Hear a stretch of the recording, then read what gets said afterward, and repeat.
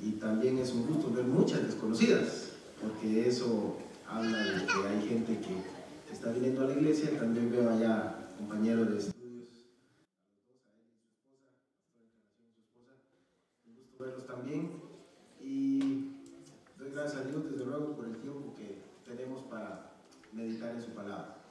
Esta mañana el tema lo he titulado Solo hoy 3 por 1. Suena como a oferta, ¿verdad que sí? Suena como algo que nosotros podemos comprar y que no podemos dejar pasar la oportunidad porque solo hoy lo vamos a tener al 3 por 1. Pero voy a hablar de paz. Paradójicamente yo soy guerra, pero voy a hablar de paz. Y esto es algo que me ha perseguido casi toda mi vida, porque yo soy una persona muy pacífica y mi apellido es Guerra. Hace un tiempo atrás uno de mis tíos, hermano de mi papá, me contaba que cuando él estaba estudiando en lo que aquí sería la secundaria o la high school, su mejor amigo era de apellido Paz, y él se llamaba o se llama Raúl Guerra, pero eran siempre muy unidos. Guerra y Paz andaban juntos todo el tiempo, y la gente les hacía chistes y se reía de eso, pero era para ellos también interesante mantener esa amistad a pesar de lo opuesto de los significados de sus apellidos. Pues resulta que el tiempo pasó, se graduaron, se hicieron maestros y los dos buscaron sus novias y se casaron. Por aquellas cosas que suceden, resulta que las dos señoras terminaron embarazadas al mismo tiempo. Y entonces más o menos la fecha de dar a luz para las dos estaba muy cercana, así es que decidieron hacer una apuesta. Vamos a buscar un nombre que sea único, dijeron ellos dos, y se lo vamos a poner al que nazca primero. Y entonces le dijo el señor Paz, le dijo a mi tío: si tu hijo nace primero, ¿qué nombre le vas a poner? Y entonces mi tío comenzó a pensar y dijo: bueno, eran aquellos tiempos de la guerra entre Irán e Irak, que estaban muy de moda en aquellos tiempos, y entonces dijo: le voy a poner Irán Armando Guerra. Mi papá se llamaba Armando Guerra, así es que tenía de dónde excusarse, ¿no? Le puse el nombre de mi hermano, Irán Armando Guerra. Y entonces el señor Paz se puso a pensar cómo le iba a poner a su hijo, y entonces él se puso a pensar, y entonces llegó a la conclusión: le voy a poner Aquiles Dan Paz. Aquiles Dan Paz e Irán Armando Guerra. Finalmente mi tío perdió la apuesta y así se llama mi primo hasta el día de hoy, Irán Armando Guerra. Pero es gracioso cómo ciertas cosas vienen a nuestra vida y para algunos suena interesante, para otros no suena interesante, pero cuando nosotros tenemos algo que nosotros apreciamos, nosotros no lo podemos soltar así tan fácil. Y a pesar de que mi nombre o mi apellido signifique algún tipo de conflicto, tampoco lo cambiaría por ningún nombre. Según el diccionario, paz significa la ausencia de guerra.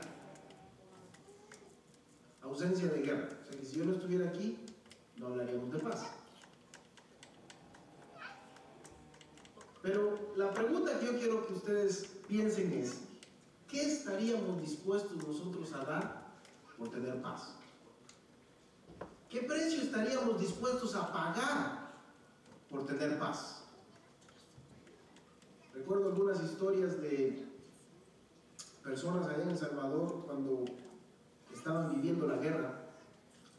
Hay un señor que vendía verdura en el mercado, un señor de la iglesia, y iba con su camión a comprar la verdura a la capital, y en el camino desde la capital hasta el lugar donde tenían que ir a vender la verdura, muchas veces los guerrilleros abrían zanjas en la carretera para que ya no pasara el tráfico, y entonces les quitaban todo lo que tenían, dinero, comida, etc. Y este hombre me decía: pastor, era una situación demasiado difícil que no quisiéramos que se repitiera otra vez. Cuando me gradué como pastor y me nombraron para ir a trabajar en Guatemala, mi mayor preocupación era la guerrilla en Guatemala. Y Dios sabe que hubiera sido muy complicado aceptar un llamado allá en la zona donde la guerra se llevaba a cabo, pero bendito sea Dios,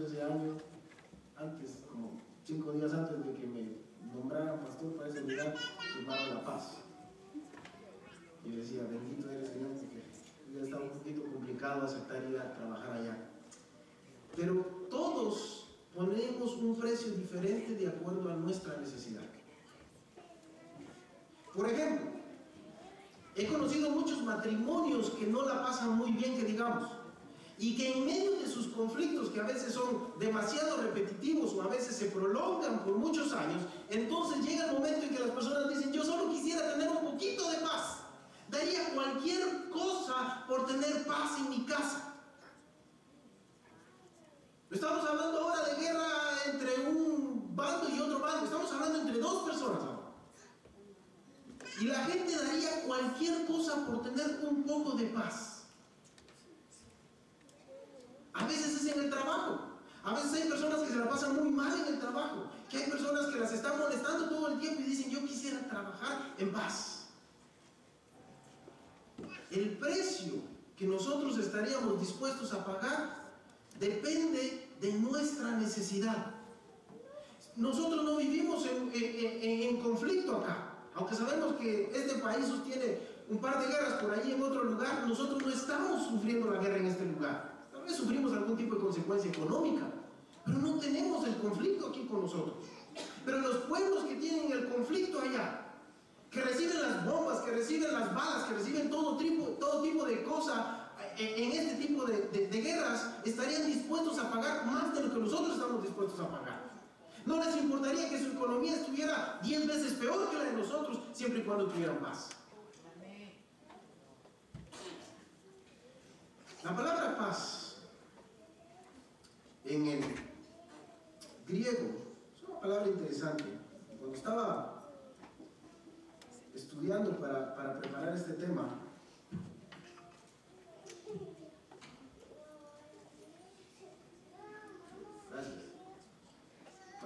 para preparar este tema, empiezo a leer y empiezo a descubrir cosas que yo no sabía. Empiezo a sorprenderme con lo que voy encontrando a medida que voy leyendo y leyendo más y más. La palabra griega para paz es la palabra eirene, de donde viene el nombre Irene. Eirene. Eirene significa en griego una fuerte sensación de tranquilidad. Una fuerte sensación de tranquilidad. ¿Saben cómo qué? ¿Cómo qué? Como la de un muerto que descansa en paz. Por eso decimos de los muertos que descansan en paz. Ya nada les perturba, nada les molesta, no hay preocupaciones. La Biblia dice, ¿no?, en el Antiguo Testamento, que su mente está puesta en olvido y es como que estuviera dormida. Absolutamente nada puede estorbar la paz de una persona que ya se murió, porque no tiene más participación en las cosas que se hacen debajo del sol, dice Salomón. Así describe o así denota la palabra eirene lo que nosotros traducimos como paz.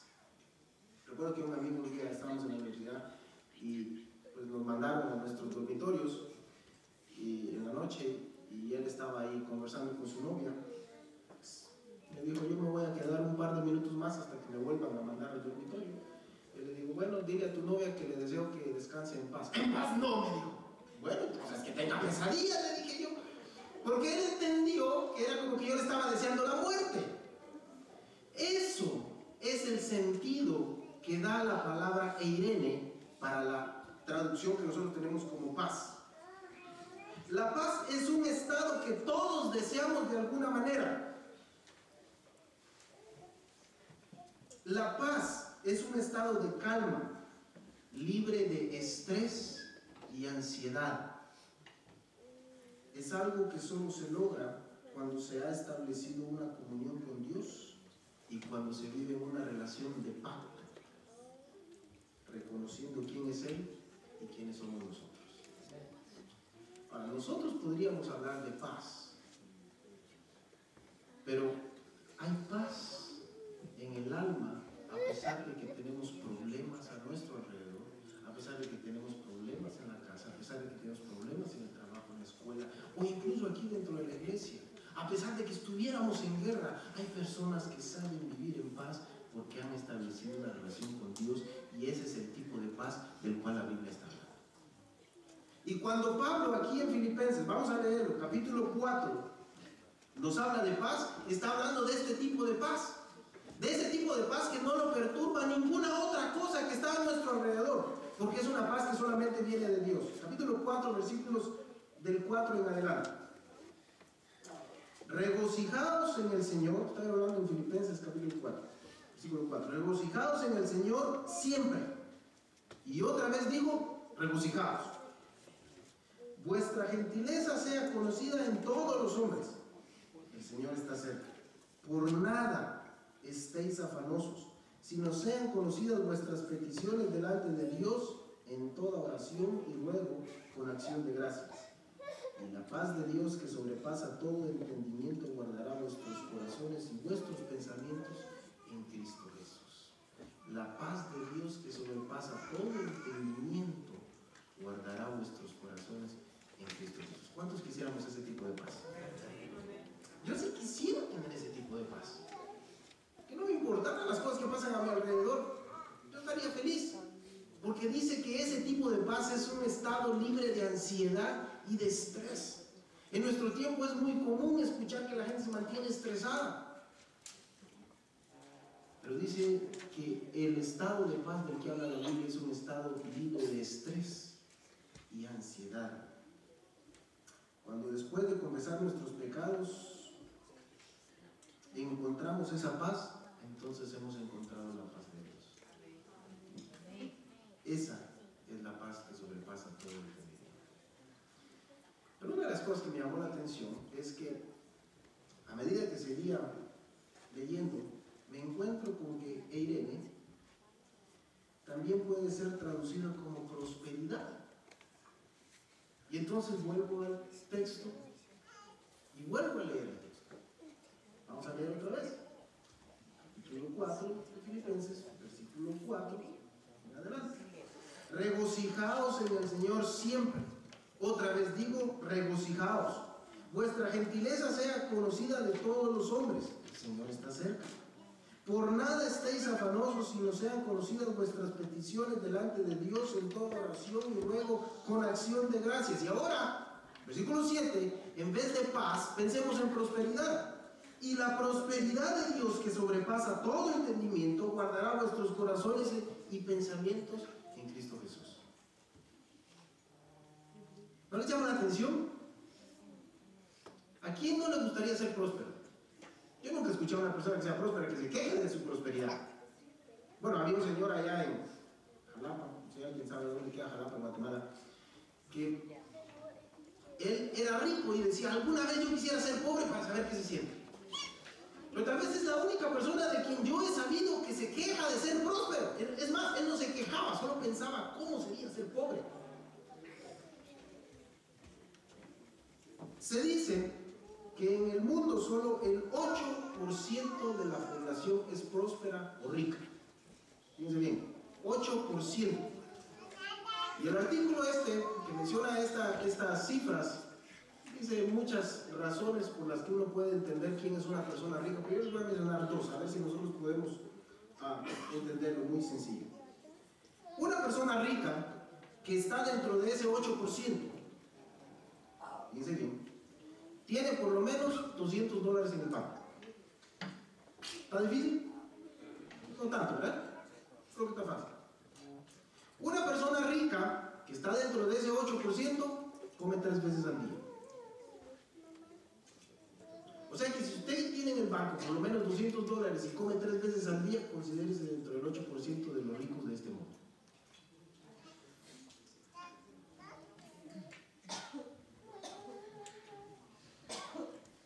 Estamos hablando de prosperidad.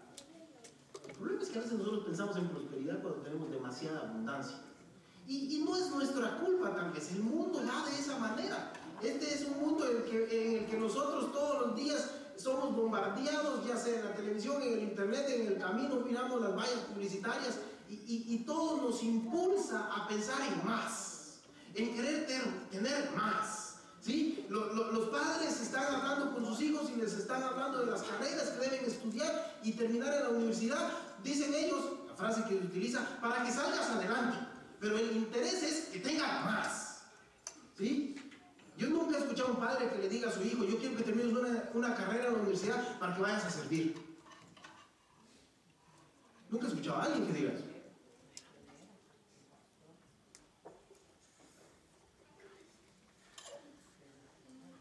Porque siempre la intención es tener más. Y probablemente está dentro de nosotros también. No es algo ajeno a nosotros, es parte de nuestra naturaleza. Y Dios también desea nuestra prosperidad. Vayamos a Jeremías capítulo 33. Jeremías capítulo 33. Apenas Dios termina de hablar del pacto con su pueblo en el capítulo 31. Y entonces ya encontramos en el capítulo 33 y el versículo 6.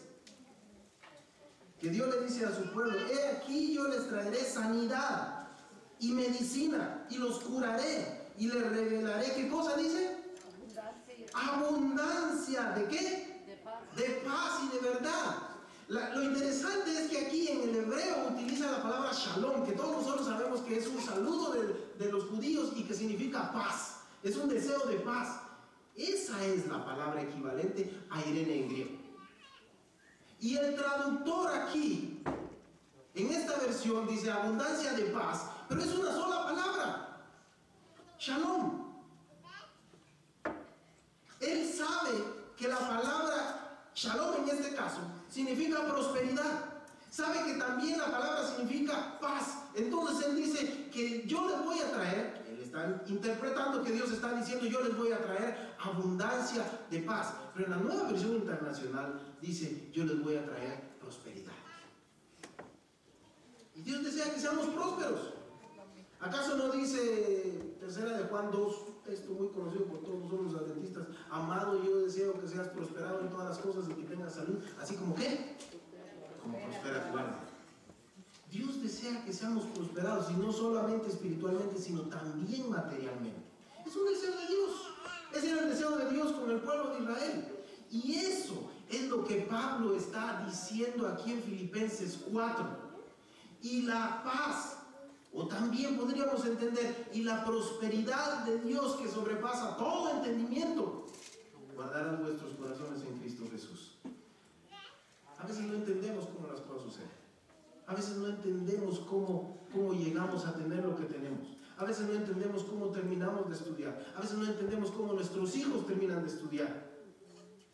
Esa es la prosperidad de Dios que sobrepasa todo entendimiento. Pero decía que hoy estamos al 3x1, así que es gratis la tercera también. Eirene viene de un verbo antiguo que puede interpretarse como unidad. Fíjense bien, unidad. Vamos de regreso al texto ahora. Estamos en Filipenses 4, versículos 4 al 7. Regocijaos en el Señor siempre. Otra vez digo, regocijaos. Vuestra gentileza sea conocida de todos los hombres. El Señor está cerca. Por nada estéis afanosos, sino sean conocidas vuestras peticiones delante de Dios en toda oración y ruego con acción de gracias. Y ahora la palabra paz la vamos a cambiar por unidad. Y la unidad de Dios, que sobrepasa todo entendimiento, guardará vuestros corazones y vuestros pensamientos en Cristo Jesús. Y no estamos alterando el texto, porque también significa unidad, esa palabra. Bueno, la pregunta sería, ¿cómo tener unidad en medio de tanta diversidad? ¿Cuántos países hay aquí en esta iglesia? 10 por lo menos. ¿Sí? Salvadoreños, peruanos, panameños, colombianos, mexicanos, guatemaltecos, puertorriqueños, dominicanos, cubanos, salvadoreños, nicaragüenses, muy bien, brasileños, ya lo mencioné. Brasil también está representado. ¿Cómo mantener la unidad en medio de tanta diversidad? diversidad, sí es complicado, hasta nuestras palabras son diferentes. Nosotros con los salvadoreños estamos tan cerca que yo me recuerdo que me pasaba la frontera sin siquiera chequear mi vehículo. Y recuerdo que cuando estábamos allá, mi esposa, pues en Guatemala, a los niños, ¿cómo les decimos? Patojo. Patojo. Exactamente. Para nosotros un niño es un patojo. Y mi esposa vio un muchacho caminando por ahí, quizás tenía sus 12, 13 años, y le dice: Patojo, vení para acá. Buen acento guatemalteco: Patojo, vení para acá. Y el muchacho se acercó. Pasaron los días y la siguiente vez: Patojo, ¿cómo estás? Y pasaron los días y pasaron las semanas, y mi esposa siempre le decía Patojo, hasta que un día el muchacho se paró y le dice: ya me cansé que me diga Patojo, míreme cómo camino, no estoy patojo. Porque para el salvadoreño patojo es cojo. Él se sintió ofendido. ¿Cómo mantener nosotros la unidad cuando hasta nuestras palabras significan cosas diferentes? Es peligroso a veces pararnos a hablar y decir algo muy propio de nosotros que pueda ser ofensivo para otras personas. Pensamos de manera diferente, actuamos de manera diferente e incluso adoramos de manera diferente. ¿Cómo mantener ese tipo de unidad que la iglesia necesita en medio de tanta diversidad? No es fácil. Pero la unidad es algo imprescindible cuando nosotros vivimos en comunidad, es decir, cuando estamos en la iglesia. Es necesario en la casa, porque somos creados de forma diferente. No importa que seamos del mismo país, somos creados de forma diferente. Nuestras mamás y papás nos enseñan una cosa y a la esposa o al esposo les enseñan de otra manera. Y nosotros creamos a nuestros hijos de otra manera. Y la influencia no se pierde, se hereda. Triste a veces, se hereda. Yo a veces me asusto de cómo yo actúo como mi papá. A veces quisiera actuar más como él, pero a veces me asusto de cómo actúo tanto como él. En la escuela, en el trabajo. La unidad no es que todos pensemos y actuemos de la misma manera. Eso no es unidad. La unidad se logra cuando cada uno, fíjense bien, acepta su posición y su papel en el lugar donde se encuentra y respeta la posición y el papel de los demás. Eso es unidad. Respeto. En muchas iglesias tenemos problemas porque no entendemos nuestro papel y nuestra función dentro de la iglesia. Queremos la posición que tiene aquel, pero no queremos la responsabilidad que tiene aquel. ¿Sí? Conste que yo no asisto a esta iglesia, que no sé nada de ustedes. Queremos funcionar sin comprometernos a nada. Me encontré un señor, se llama Daniel. El otro día estábamos moviendo unas bocinas de aquí de adelante para la pared de atrás.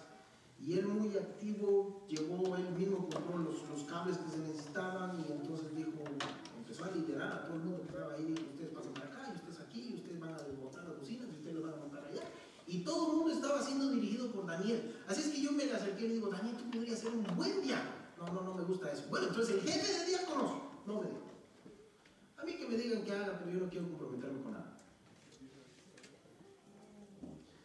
Una señora aquí en Chicago, no le digo cómo se llama, que a lo mejor la conoce, me dijo: estamos apoyando la iglesia, estamos apoyando al pastor.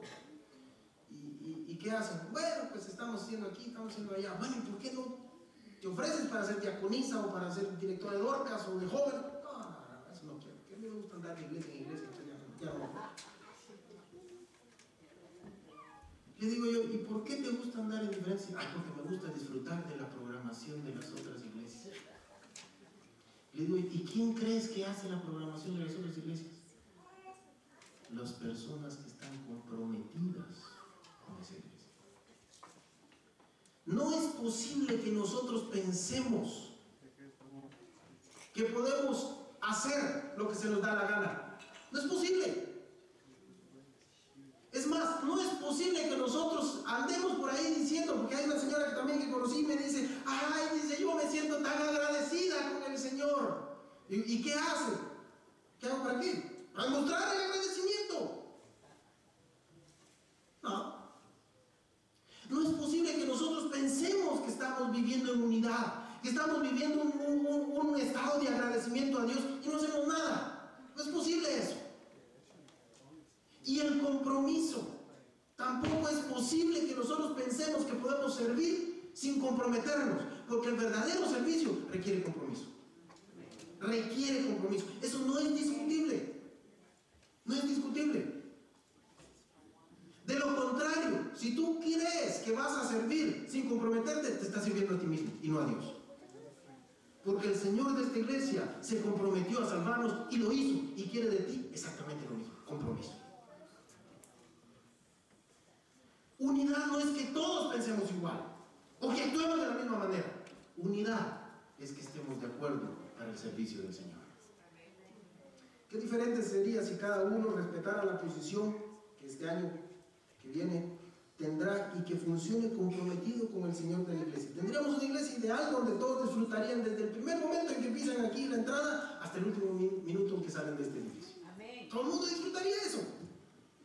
Tendríamos una iglesia donde cada uno vería el Espíritu Santo en cada miembro y en cada reunión. Esa es la unidad que sobrepasa todo entendimiento.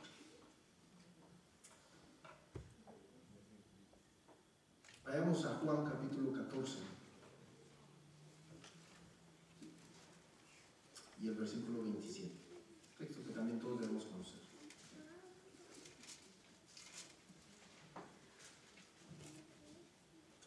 Juan 14, 27. La paz os dejo, mi paz os doy. Yo no os la doy como el mundo la da. No se turbe vuestro corazón, ni tengan miedo. ¿Qué palabra creen ustedes que usa Jesús para decir paz ahí? Irene. O sea que podríamos decir: mi prosperidad les dejo, mi prosperidad les doy. Yo no se la doy como el mundo la da. Y que no se turbe vuestro corazón. O podríamos decir: mi unidad les dejo, mi unidad les doy. Yo no se la doy como el mundo la da. Que no se turbe vuestro corazón. ¿Se dan cuenta qué interesante? En la cultura griega, la paz era algo terrenal, material, de fabricación humana. Era un logro de seres humanos con otros seres humanos. Y aunque Pablo en Filipenses 4, bueno, todo Filipenses, escribe en griego, Pablo tenía una mentalidad hebrea. O sea que él entendía el concepto hebreo de paz, que involucraba prosperidad, que involucraba unidad también. Y era justamente ese tipo de paz que Jesús mencionó, la que Pablo estaba diciendo. Esa es la paz que sobrepasa todo el mundo. Lo más seguro es que nosotros no vamos a entender la paz. ¿Y qué importa si no la entendemos? Al final de cuentas no importa eso. Tal vez nadie la va a entender. ¿Y qué importa si nadie entiende ese tipo de paz? Lo importante es que nosotros aprendamos a vivir esa paz. Porque si sobrepasa todo entendimiento, quiere decir que tampoco nosotros vamos a ser capaces de entenderla, pero sí vamos a ser capaces de vivirla.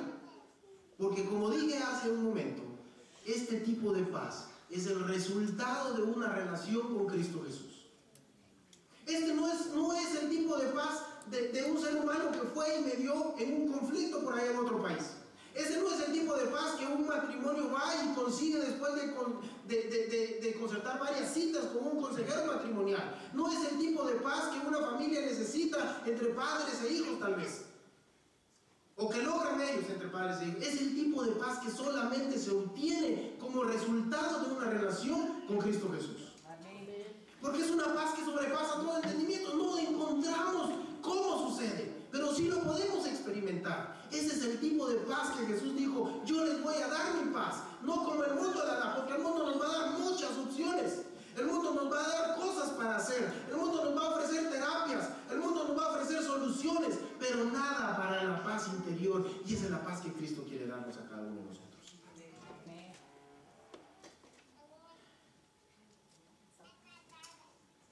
decía que en el Antiguo Testamento Dios usó shalom para describir ese tipo de paz. Pero la palabra shalom está directamente vinculada al pacto.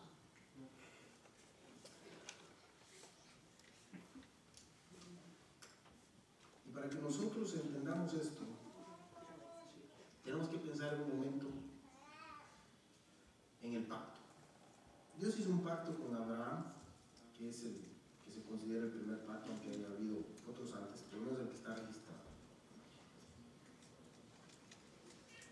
Y en medio de su conversación, Dios le dice a Abraham: vas a tener que conseguirte ciertos animales, y le da la lista de los animales, y Abraham lleva esos animales. Y de repente Abraham se queda dormido.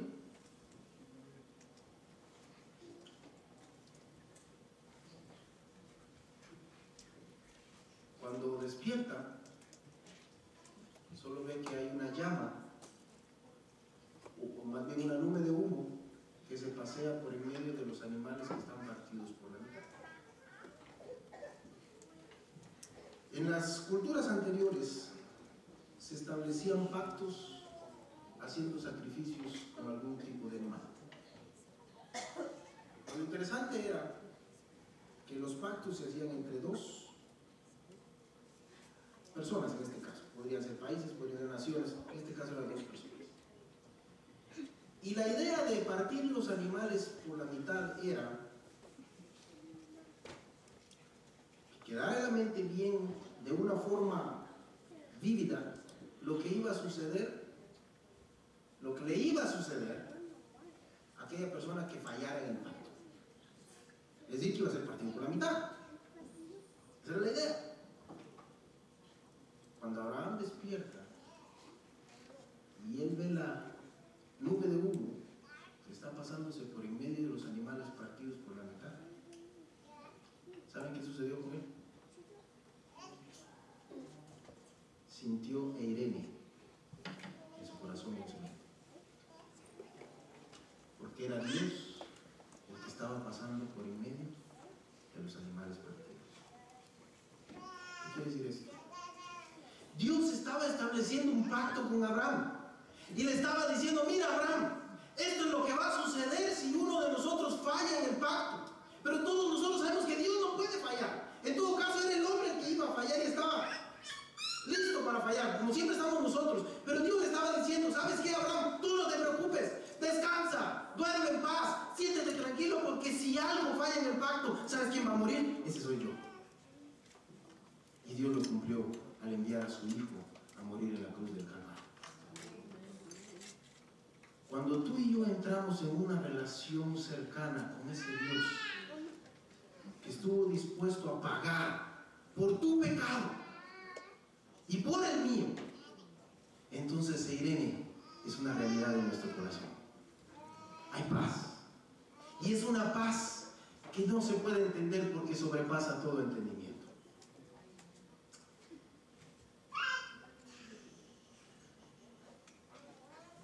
La pregunta sería: ¿cómo hacemos nosotros para sentir esa paz? ¿Cómo logramos establecer esa relación? Vayamos de regreso a nuestro texto. Con esto voy a terminar. Filipenses 4, versículos 4 al 7. Regocijaos en el Señor siempre. Otra vez digo, regocijaos. Vuestra gentileza sea conocida por todos los hombres. El Señor está cerca. Por nada estéis afanosos. Fíjense bien, por nada estéis afanosos. Primero, Pablo dice: tienes que ser feliz. No podemos ser cristianos si no somos felices. Si hay un cristiano y no es feliz, hay que ver qué tipo de cristianismo está viviendo, porque el cristiano debe ser feliz. No hay forma que no sea feliz. Segundo, dice: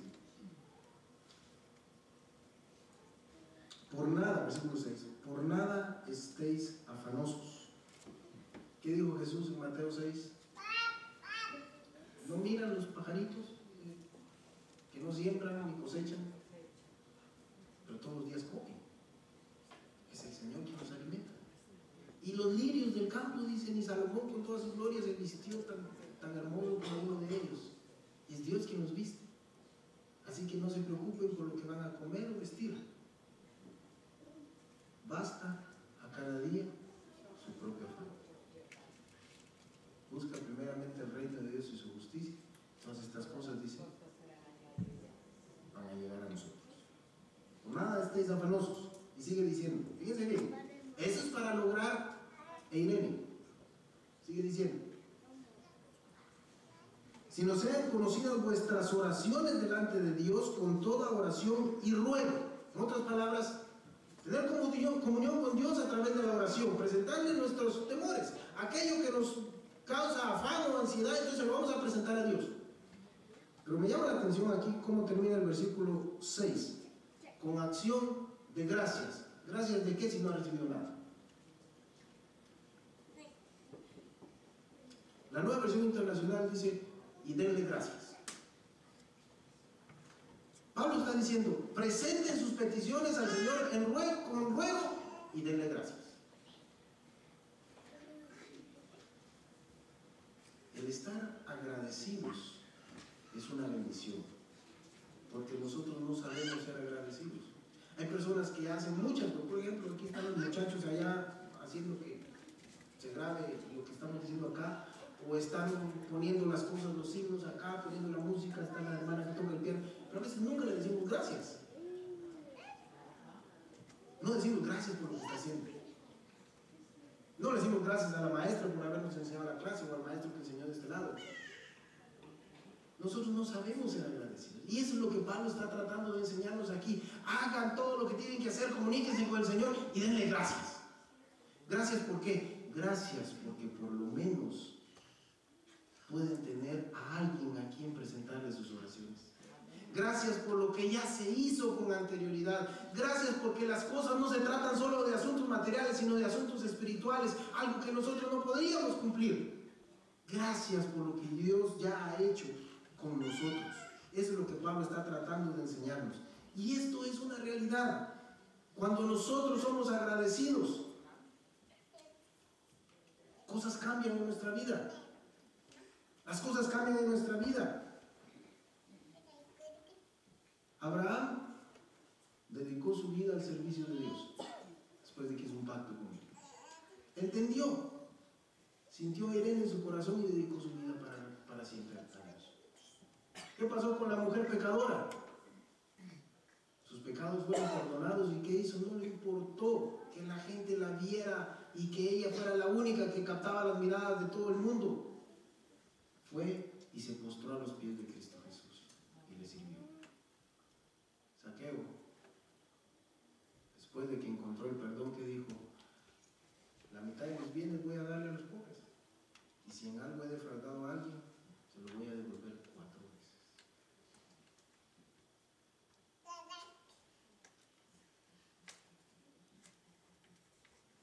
Ahí en Guatemala, en el estadio Mateo Flores, hay un letrero que dice, no basta con decir que se es guatemalteco, hay que demostrarlo. No basta con decir que estamos agradecidos, hay que demostrarlo. Por ahí me encontré otra frase que dice, el que no vive para servir, no sirve para vivir. Solo hoy, 3x1. Me imagino que en muchos países pasa, pero a veces yo me quiero comunicar con mis hermanos. Y de repente me llama mi hermano en Guatemala y me dice, te estoy llamando hoy porque hoy tenemos recargas del teléfono celular al 3x1. Sucede que allá anuncian ciertos días y dicen, hoy paga 100 quetzales, unos $12, y en vez de tener 100 quetzales de saldo va a tener 300 quetzales. Se triplica. Dice, solo hoy, el 3x1. Mis hermanos, el día es hoy. Hoy podemos dar gracias a Dios y entregarle nuestro corazón. Vamos a tener paz, vamos a tener la promesa de la prosperidad y la unidad a través del Espíritu Santo será una realidad en nuestra iglesia. Que Dios lo bendiga.